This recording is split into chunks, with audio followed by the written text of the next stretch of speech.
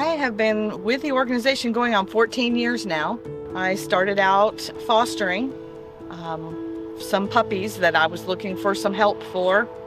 And prior to my experience trying to help these puppies that needed new homes, I had no idea what the need was out there. I have always had dogs, and I've always loved dogs and animals, and I assumed all animals were treated similarly to the way mine were, and I found out they're not. And as I met more people involved with the Humane Society, and they were talking about opening a spay-neuter clinic and the need for that, and I just felt it, and I knew that they were right, that the need was humongous, and I wanted to be involved. I had no idea how many were dying in shelters every day because there are so many animals looking for homes. The biggest challenges that we're facing right now is our fosters. We're lacking a lot of fosters, and to be able to do what we're doing, we need those. We've had a lot of major impacts even in just 3 years. With the spay and neuter clinic moving to the bigger facility, the amount of animals that we can help get spayed, neutered, and their wellness and their heartworm prevention, it's doubled, if not more than that at times. The majority of our animals do come from Union County Animal Services, and they're last calls. Like, nobody has stepped forward, nobody's gonna do anything for them. 15, 20 years ago, the shelter intake was around 6,000 to 8,000 animals a year, and the majority of those animals were euthanized. It's less than 3,000 a year now.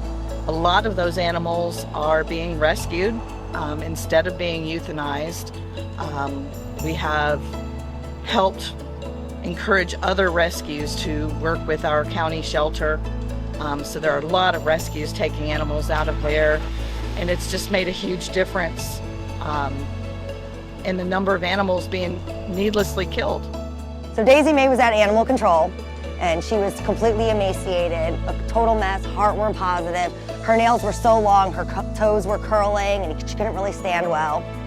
So we decided we were gonna pull her out of that horrible situation and give her a second chance at life. So she went with Sheila, who became her foster and is now her mom, which I think is great. When we saw the picture of Daisy, Roy saw her. It was actually the night of Tennessee-Alabama game a year ago.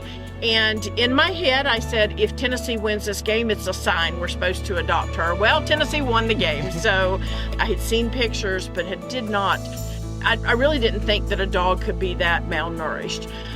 So our first thing we wanted to do was just get her healthy. Humane Society at the clinic, they're amazing. They took her in, they gave her shots, they took care of everything. And we were getting her all ready for her heartworm treatment, her spay, and her initial vetting. When we took her in for her spay, I got a phone call in the middle of the day, and they're like, Nikki, she has puppies in there. Nobody knew that because she was so malnourished. She gave 2 days later, she had her puppies. The one behind us, Peyton, that's one of the puppies. He has been here since day one and has not left. Truly, it's amazing that any of the puppies survived with the condition that she was in. She loves laying around. She likes being around people. She loves her daddy. She is a daddy's girl through and through. I mean, I come home in the afternoon, she's always got to be the first one at the door to see. As soon as I sit down on the couch, she'll come over there and either just sit on the floor and stare at me, or she'll get up in my face a lot of times and just sit there and stare. It's just, it's almost like you can just see her say, I'm so glad you saved me. It's an amazing feeling to see them at their worst and pull them out of that situation, watch them heal, thrive, and learn what it's like to be a part of a family and not just something that's discarded. I don't know, I guess it just fills your heart completely. It's a wonderful thing. Without our low-cost spay and neuter options, our Spay It Forward program, the low cost for wellness, and just the help that our clinic provides in general, like alone, just that, we'd have way more animals running rampant out here, kittens and puppies. It would be a complete disaster.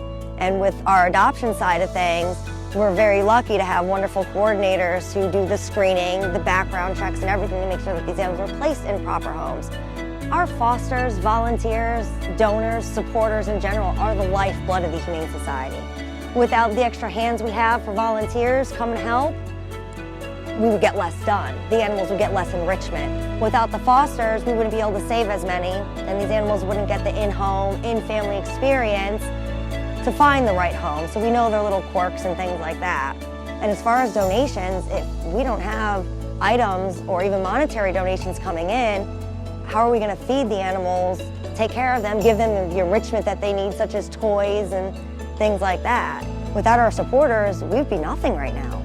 If you are able to help this organization, which is the boots on the ground in our area, we are right here in the thick of it, making a difference in Union County. If you want your donations to help right here where you live, I don't think anybody will ever regret helping the animals.